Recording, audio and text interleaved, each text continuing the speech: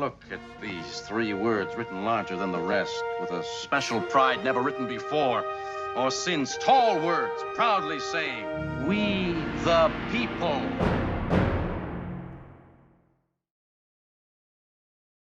Hi folks, I'm Alexander Haberbush, president of the Lex Rex Institute and also a practicing constitutional attorney.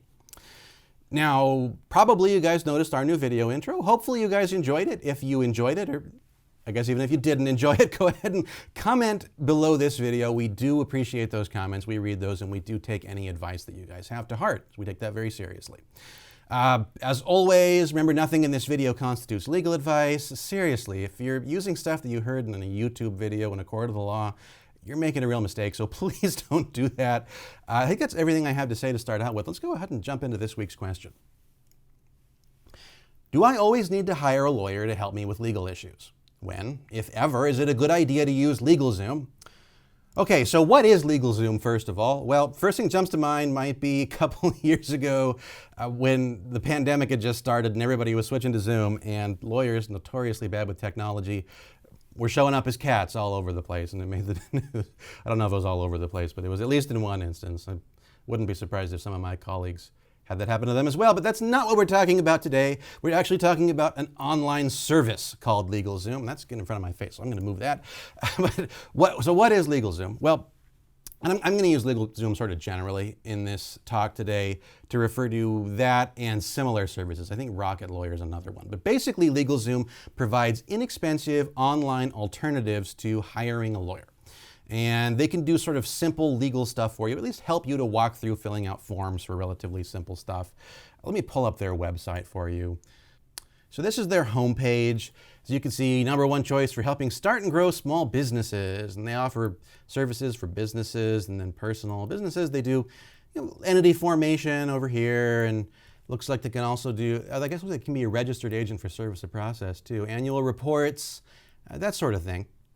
Contracts and basic agreements. And then for personal, wow, it actually looks like you can do divorce papers here.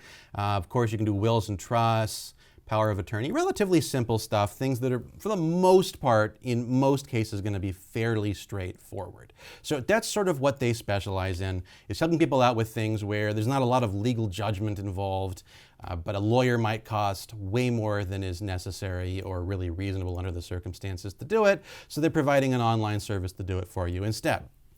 So is LegalZoom a good idea for you to use?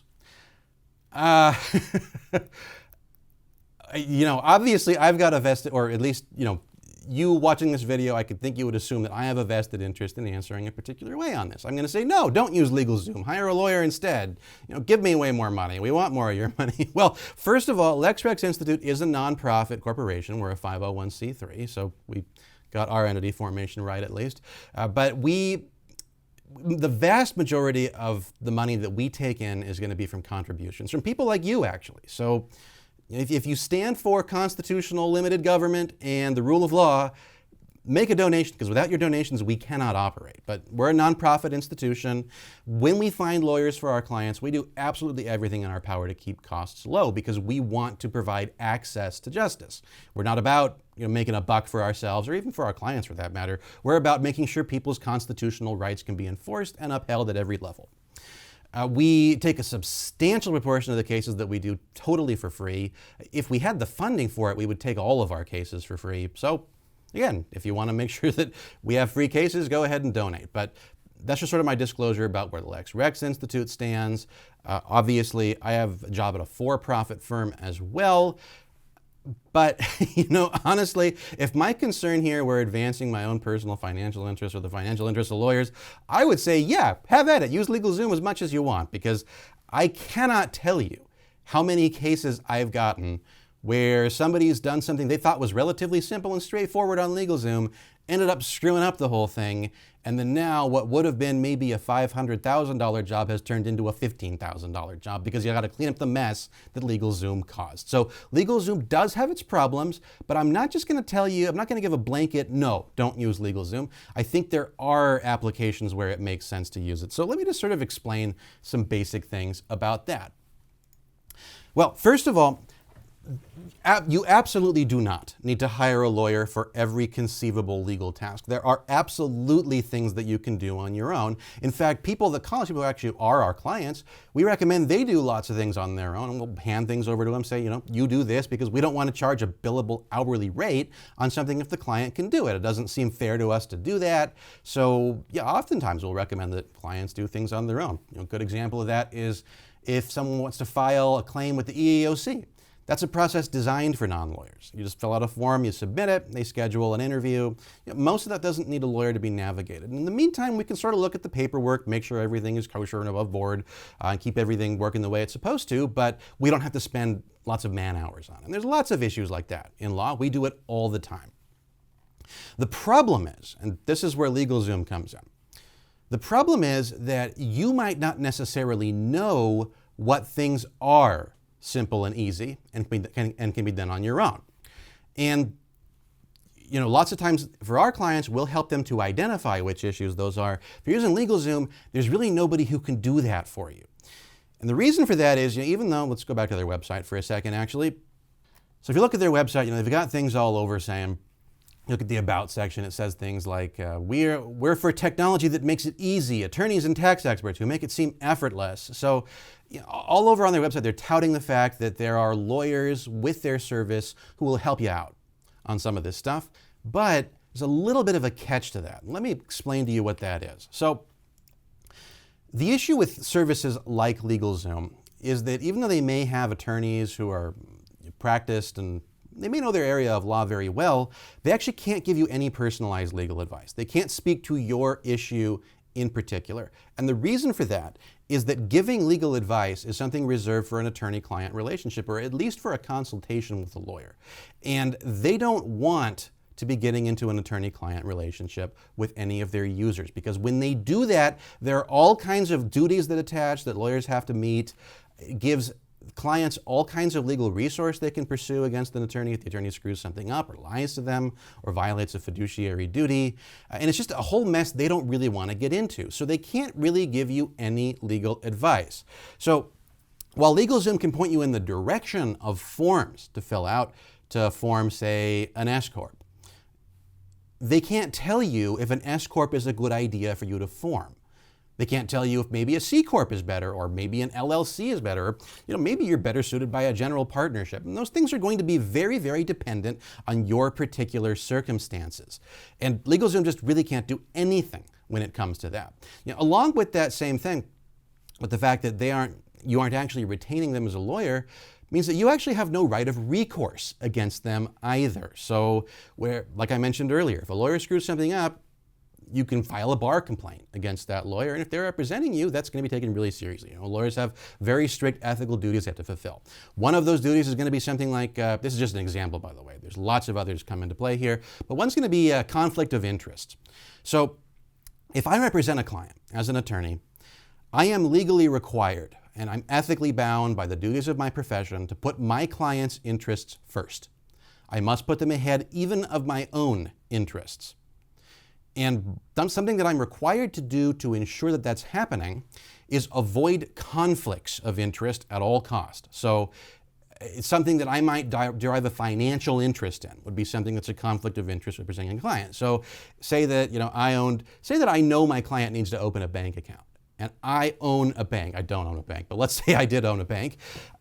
It would be a conflict of interest for me to suggest they open a bank account at my bank, because I would make money off of that. Well, LegalZoom wants to do exactly that. They want you to use them for your agent for service of process.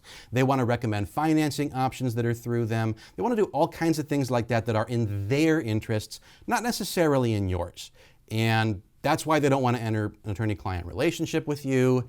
Similarly, along the lines of expense, obviously LegalZoom tends to be a lot cheaper than hiring a lawyer would be. The difference is that if you hire a lawyer, typically they're going to charge you one of two ways. They'll either give you a retainer agreement where you send in a retainer deposit and they bill against that at an hourly rate. It's going to be very expensive, typically for much more complicated legal work. For simple things, lawyers tend to do flat fees. Well, LegalZoom, you say, they do flat fees as well. Yeah, that's true. The difference is when a lawyer quotes you a flat fee and you pay that lawyer a check, that's in 99 times out of 100, that's going to include every single thing that you will need to get that job done from that lawyer. It's going to include things like filing fees. It's going to include if there's service of process that has to go on, it's going to include that. For LegalZoom, if you want somebody to actually file your document, if you want all of the different I's that need to be dotted and T's that need to be crossed to make things legally compliant, they tend to nickel and dime you for all those things. So they quote a very low in-the-door price, but your out-the-door price tends to be a whole heck of a lot higher. Now, it still probably is cheaper than most lawyers will charge you, but that's what's going on. It's not as good a deal as it looks like in many circumstances. Let's go back to what I was saying a few minutes ago about how clients may not know which services are complicated and which services are simple. And even if you do know which services are complicated, it may not be the same for you as it is for somebody else. And you don't necessarily have the tools to be able to distinguish which things are going to be simple for you versus somebody else. You might think, hey, my situation is a fairly common one. A lot of people are in the same boat that I am. Surely, the basic option, the general option is going to be one that fits me. That might be true, but you don't necessarily know which issues to look for to determine that. Now, another word, this is going to, I'm not kidding you here. This is true. If LegalZoom wants to investigate this and sue me for defamation, they can go ahead and do that. But I've had clients come in that have filled out forms on LegalZoom. They show me the form, I look at the form, and there are blatant legal inaccuracies in it. Things that are just flat out contradict even a statutory code. So something that didn't even require legal research, really. Now, I don't know if the client that I was talking to, or the clients I was talking to in those situations, I don't know if they downloaded the wrong forms, maybe they got the wrong state, maybe they modified the forms, I don't know. But the forms that I have looked at had blatant misstatements of law on them. And really the one time that I was actually on the website, I was working with a client, we were online, he was kind of walking me through, I think it was entity formation, and we got to the page, it must have been, so we got to the page about picking who the directors of the company were going to be. And there were sort of tooltips on the side on the LegalZoom window, and it said, here are the requirements that your board of directors has to meet. The requirements were flat out inaccurate. And it's, I actually flipped back and forth several times. I pulled out my copy of the California code showing what's required for corporate formation.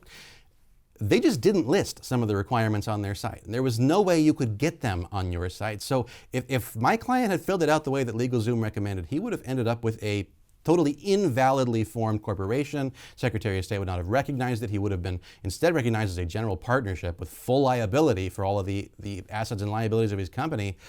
Not what he wants at all. That would have been a complete failure from LegalZoom. Now, I'm not saying they do that every time. I'm just saying you may not have the tools to be able to spot when they're doing that. So what I'm going to recommend is this. If you have something that you think is relatively simple to accomplish in the law, something that LegalZoom lists among their services, what I'd recommend doing is most lawyers, LexRex Institute does this, I do this, most lawyers will do this. Most lawyers will allow you to schedule a free 30-minute consultation with them. And during that consultation, they can actually give you legal advice. You could ask the lawyer to review your documents for you. A lot of times they'll do it completely for free. So I would recommend either one of the two. Either before even starting something on LegalZoom, you might want to call up a lawyer, explain to them what your situation is, say, is LegalZoom a good option for me, or would it be better if I hired a lawyer to do something simple? And if you don't want to do that, what you absolutely have to do, this one I'm going to say is really, really important. Before you file anything, call up a lawyer and run those documents past the attorney. Now, our office, we'll do the free 30-minute consultation on the front end so we can advise you whether or not LegalZoom works on the front end. And then we have very, very low retainer amounts for reviewing documents. I would probably charge $100, maybe less, to review documents that were going to be filed, assuming that I'd already given that person a free 30-minute consultation on the same subject, because I'll even do free consultations for the same person if they have multiple different issues and come to me on separate weeks. We're pretty behind on scheduling right now as far as consultations are concerned, so don't fill out 1 million of those forms on our website, but that is something that we'll do. So that's what I'd recommend. Absolutely, there are things you can do in the law that do not require the assistance of an attorney, but an attorney is still the only way to get legal advice. It's absolutely illegal for anybody else to do it, and lawyers are held accountable for the legal advice that they give. So they'll get in a lot of trouble if they give bad legal advice. So that's what I recommend. Call up a lawyer, see whether or not it's the kind of thing you can do on your own. And if you do that, I think LegalZoom could potentially be a good option for some people in some situations. So that's the answer to today's question. Hopefully that was helpful to you guys. As always, this is a presentation of the LexRex Institute, and as we mentioned earlier, we do appreciate your contributions. The majority of our operations are funded by those contributions. So if you do feel moved to do that, go to lexrex.org/donate. That's lexrex.org/donate. You can also find the link in our video description. If you like this video, click like. If you really liked it, go ahead and subscribe. And click on the bell icon for notifications. Why subscribing and notifications are two separate features, I will never know, but that's the way that's set up on YouTube. So go ahead and do that. And check out our podcast too. Those come out on Mondays. I'm actually going to be recording it later on Friday. So yeah, that's all for today. This has been a presentation of the LexRex Institute. Thank you very much for watching.